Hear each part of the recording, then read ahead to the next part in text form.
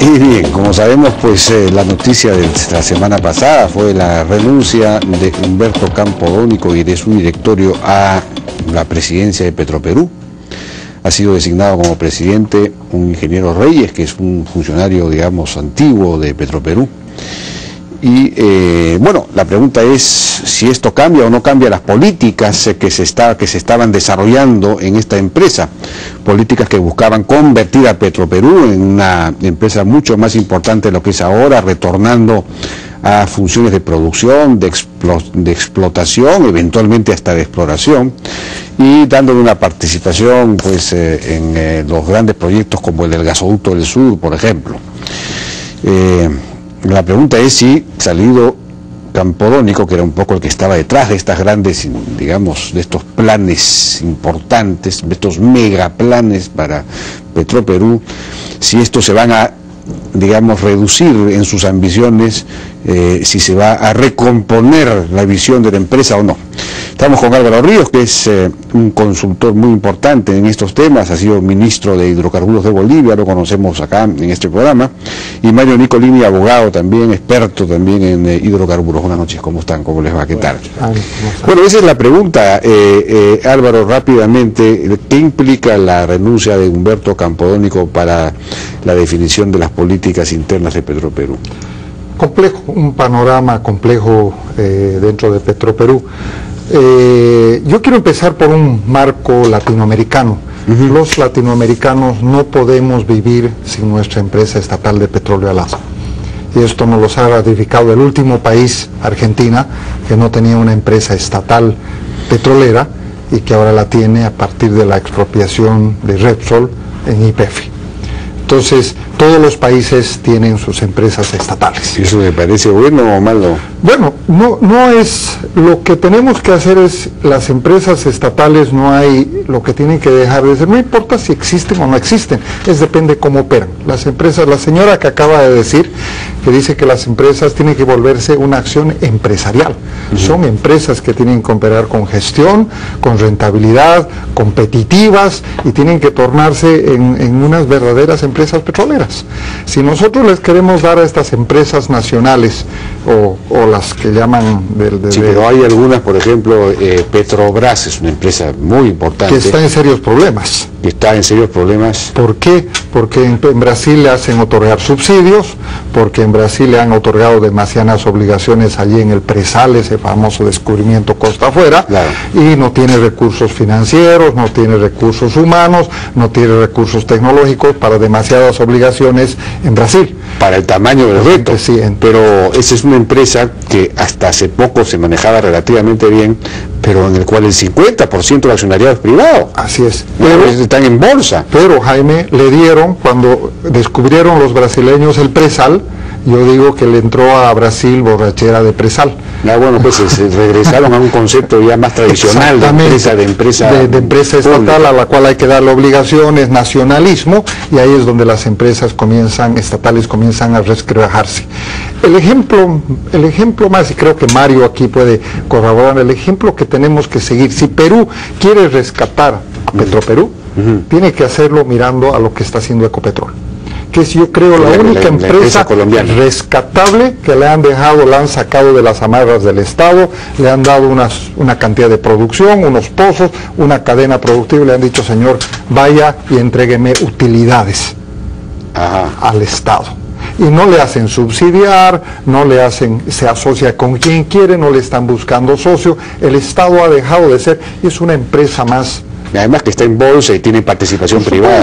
Y entonces, estando en bolsa, tú no puedes imponerle condiciones políticas a una empresa que está en bolsa. Y esto fue una cosa que yo le critiqué mucho a Humberto Campodónico. Él quería bajar el precio del GLP.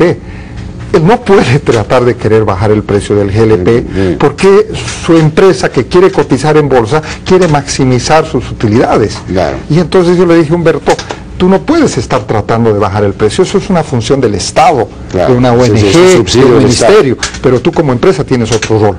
Dejemos a Mario acá que nos ilumine. ¿Qué opinas sobre este asunto? Mira, en principio yo siempre he pensado que lo que dijo la señora Chávez hace un rato, ¿no? Nadie cuida mejor sus bienes que los que son propietarios de él. Claro. No, en principio yo creo que tenemos que desterrar la idea de que una empresa, por el mismo hecho de ser una empresa estatal, va a funcionar mal o no va a ser rentable.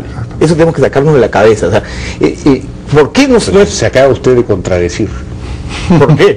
Porque acaba de decir que si uno no tiene propietario no cuida bien sus recursos, y acaba de decir el hecho de que sea estatal, en una empresa estatal nadie es propietario. No, precisamente eso es lo que estoy diciendo. Hay que tener en cuenta de que el hecho de que uno sea propietario va a hacer que la misma empresa funcione bien. O sea, si es que yo soy propietario, yo cuido mi bien como nadie. Así es. De eso se trata.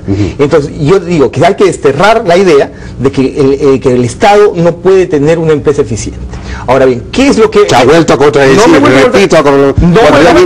me contradigo porque lo que yo quiero decir es ¿Usted cree que el Estado funciona como un propietario individual? Yo creo que hay que hacer una mezcla. Y a eso es a lo que iba. Por eso que tú piensas de que lo estoy contradiciendo. O sea, un porcentaje tiene que ser del Estado y el Estado debe actuar como propietario. Y es lo que pasa con Ecopetrol, que es lo que estábamos hablando hace un momento. Pero el Estado, pues, lo que es de todos es de nadie, Jaime. Así es el Estado no es el Estado, somos todos. Entonces, el Estado no tiene una personalidad individual, ¿no? Bueno, pero en el caso, por ejemplo, de Petroperú, se ha anunciado con bombos y platillos que ha dado ya el salto a la exploración, al hacerse de Talismán, del lote 64 que ha dejado Talismán. Talismán es una empresa canadiense que ha abandonado, digamos, ha dejado el lote 64 y se lo ha cedido a Petroperú. Entonces Petroperú regresa a la explotación, porque ya Talismán invirtió $500 millones, según entiendo, en exploración. Pero, ¿eso tiene sentido?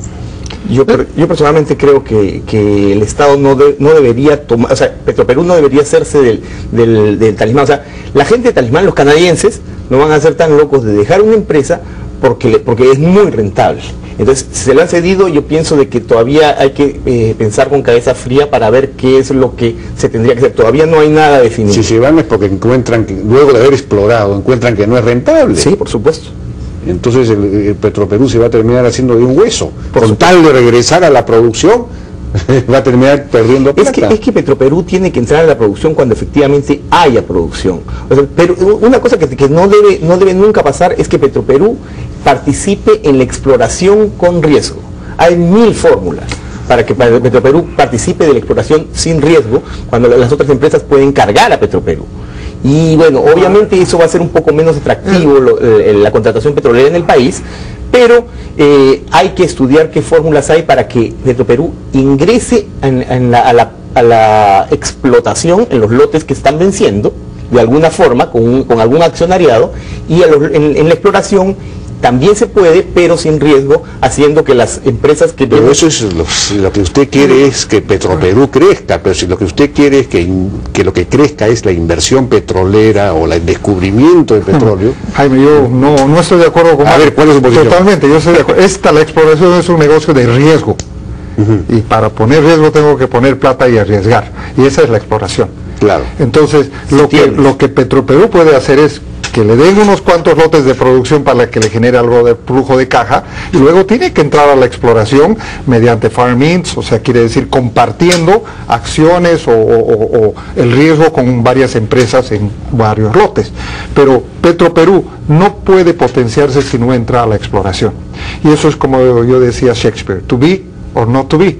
Si a Petroperú no le dan exploración, va a seguir siendo una empresa marginal de los peruanos. Y esa es una decisión, yo no soy un extranjero acá, y diría que Petroperú es por el momento una empresa marginal. ¿Pero qué es lo que nos interesa? ¿Que Petroperú crezca o que crezca la producción petrolera en el Perú? Es que eso es lo que no entendemos. Con tal de que Petroperú crezca, no nos importa que aumente la producción de petrolera. Tú tienes dos conceptos en esto. Petroperú lo que tiene que pagarle al Estado son impuestos de regalías, el canon y utilidades, igual que cualquier otra empresa. Claro, pero para poder pagar impuestos hay que tener producción. Mientras no tenga producción no puedo pagar impuestos. Es que, Mario, no hay diferencia entre una estatal y una privada. Y en eso sí concuerdo. Exactamente, Ecopetrol es lo mismo que Talismán, que Exxon, que Shell. Pero yo lo que voy es lo siguiente. Humberto Campodónico había diseñado un esquema por el cual en Petroperú ingresaba la producción sin riesgo, como dice acá el doctor Nicolini. ¿De qué manera? Diciendo, oiga, yo licito estos lotes, ¿no? En la subasta, el que gane tiene que ganar en función de qué regalía le ofrece o qué participación le ofrece en las utilidades a Petroperú. Entonces, Petroperú, si el lote finalmente produce y tiene utilidades, Petroperú se beneficia. Y si no, no se beneficia, pero no ha arriesgado nada. Pero entonces eso lo único que hace es encarecer la inversión y hacer que menos gente, menos inversionistas vengan a invertir porque tienen que compartir sus utilidades con un socio que no ha puesto un centavo. Entonces es una cosa absurda. Pero eso es relativo, porque está bien, Petroperú se le carga, como tú dices, se le carga. Sin embargo, en el momento en que existe un descubrimiento, Petroperú paga todo lo que se puso por él, hasta cierto límite, ¿no? Entonces, si yo me cargo a Petroperú como una de las bases, como una parte del concurso para poder obtener un lote petrolero, me lo cargo. Pero finalmente, si existe un descubrimiento, Petroperú va a pagar, o sea, nadie le está dando gratis a Petroperú. De eso es lo que se trata. Esas utilidades con las que Petroperú va a pagar, repagar, sí, repagar, podrían haber ido pues al Estado peruano para hacer carreteras, para hacer otras cosas. Lo único que queremos es engrandecer Petroperú, pero a ver, ¿por qué? ¿Cuál es el pensamiento de los nacionalistas de izquierda, hablaremos, y los neoliberales de derecha respecto a sus empresas petroleras? Los de izquierda dicen, cuando esta empresa genera utilidades, se quedan acá. Los otros dicen, cuando estos se van, las utilidades se van fuera. Esa es la única diferencia, porque la empresa igual tiene que pagar el mismo canon, las mismas regalías, y está regida bajo el mismo marco contractual que una empresa privada. Entonces la diferencia es, yo gano y se quedan las utilidades acá, y en el otro lado yo gano y las utilidades se van. Las utilidades se pagan impuestos, pagan regalías. No, pagan lo mismo. Pero una cosa es que pagar las regalías. En las empresas estatales el Estado es el socio, por lo tanto las utilidades se quedan. Evo Morales en mi país dice, aquí las empresas YPFB es la que se reinvierten aquí, no se la llevan fuera. Bueno, ¿y están invirtiendo? ¿Quién? ¿YPFB? Sí. Invierte poco, pero pero por eso te digo. No, pero si Jaime, y el gran problema es que no tienen gestión y las politizan. Y entonces ahí empieza la debacle. Bueno, tenemos que ir, me están pidiendo una pausa y regresamos. Tus comprobantes de pago hoy construyen un colegio.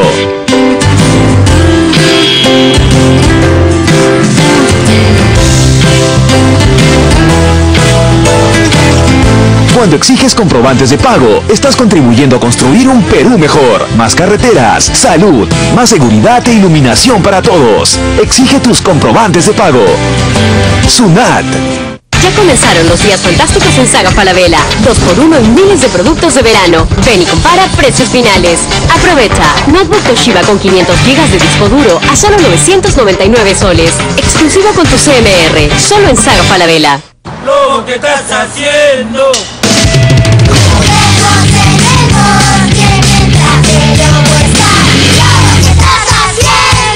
Estoy haciendo una transferencia por celular.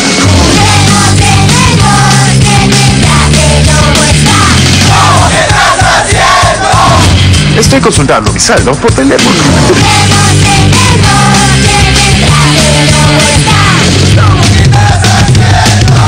Estoy pagando un crédito personal por internet.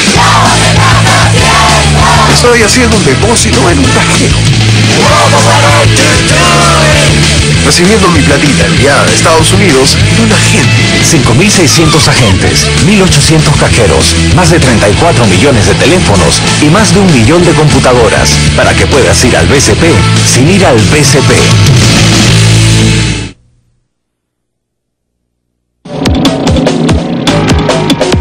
Seguimos conversando con nuestros invitados Álvaro Ríos y Mario Nicolini. No sé si ojalá que tengamos el tiempo suficiente para ver rápidamente el asunto del gasoducto, en donde se supone que Petroperú también va a tener una participación. Pero ahora ha cambiado el esquema, ya no es la concesión a Kuntur, ¿no es cierto?, sino que hay una nueva ley y por el Estado va a licitar en 2 o 3 tramos, y claro, Kuntur podría presentarse, me imagino yo, a la licitación, pero el Estado al mismo tiempo le garantiza, según me parece entender, con lo que llaman una garantía de red, es decir, los usuarios en buena cuenta van a poder pagar la construcción del gasoducto, y con esa garantía, digamos, el que gane la licitación va a poder conseguir financiación. Creo que se asegura una termoeléctrica al final del camino, la petroquímica, en fin. ¿El nuevo esquema es mejor que el anterior? ¿Va a funcionar? ¿No va a funcionar? Álvaro, ¿cuál es su opinión? Muy rápidamente, ¿En qué consiste? el tiempo es corto. El esquema actual puede funcionar, y creo que va a funcionar. ¿Por qué? Porque para este tipo, la historia y todos los proyectos gasíferos de infraestructura en América Latina no se desarrollan sin la garantía del Estado. Ya. Entonces, el anterior esquema, el que tenía Kuntur, no tenía la garantía del Estado. Ahora este nuevo esquema tiene la garantía del Estado. Y tampoco tenía las reservas aseguradas, entonces... Jaime, ahí te voy a... Las reservas aparecen y el mercado aparece cuando construyes el gasoducto. Y ese es un tema yo que me he vuelto un estudioso del tema del gas. Yeah. Tú construyes el gasoducto y las reservas aparecen. ¿Por qué? Porque nadie te va a decir yo tengo acá, porque te van a hacer declarar comercialidad. Y al otro lado. Entonces, lo único que haces es tú señalas la construcción de este tubo, marcas la señal y vas a ver cómo aparecen las reservas y la exploración se acelera. Y a este lado la demanda. Mira, Jaime, yo estoy de acuerdo con lo que dice Álvaro, que efectivamente aparece la demanda una vez que hay. El tema principal es que nadie te presta un centavo si es que tú no tienes las reservas aseguradas. O sea, ningún banco, ningún financista, ninguna persona que tiene plata te la va a dar cuando tú no certificas de que tienes reservas. Si tú le has dado esta garantía de red principal, es decir, no, eso es diferente. Claro, o sea, yo estoy hablando del esquema anterior. Claro. El esquema anterior no estaba asegurada las reservas, por lo tanto era muy difícil que se hiciera. Ahora, con el esquema principal de la garantía de red principal se llama. Que significa que todos los usuarios de la red eléctrica pagan un extra para que eso finalmente garantiza la construcción del gasoducto. Y con esa garantía, el que gane la licitación de la construcción del gasoducto va a un banco y dice, oiga, claro, el que gana la licitación finalmente espera tener un ingreso y se le garantiza ese ingreso. Pero y después aparecerá ya la oferta y la demanda. A ver, si tú tienes un gasoducto y tienes unos campos aquí, Jaime, vas a acelerar la exploración y vas a hacer aparecer reservas. Aparecen, yo siempre digo eso, aparecen, y aparece la demanda, porque aquí ya están los tiburones viendo el negocio, porque el cordón umbilical que no tenía el financiamiento, como dice Mario, está hecho. Por lo tanto, yo felicito al ministro Merino, creo que ha hecho un excelente trabajo, y esto sin la garantía del Estado no funcionaba, y el sur iba a convulsionar, y creo que es un buen esquema. Hay que apoyarlo, hay que reglamentarlo, y creo que los peruanos están haciendo una buena cosa en hacer esto al sur. ¿Y qué pasa con la concesión de Kuntur? ¿Deja de existir? ¿Queda resuelta? No, bueno, Kuntur tiene toda la opción para participar en este nuevo esquema, ¿no? Lo que pasa es que ahora, a diferencia de antes, ya Petroperú no tiene que dar el crédito puente que tenía que dar antiguamente para que pueda funcionar. Claro. No, ahora todos los inversionistas están en igualdad de condiciones. Depende de qué se les ofrezca para que ellos den un pie adelante o no. Es un gasoducto que no es a solicitud de parte, sino es una licitación de concesión del Estado peruano con una garantía, que es diferente. ¿Y a Petroperú qué papel le dan en esto? Le dan le han dado crédito para la petroquímica, ¿no, Mario? En la ley.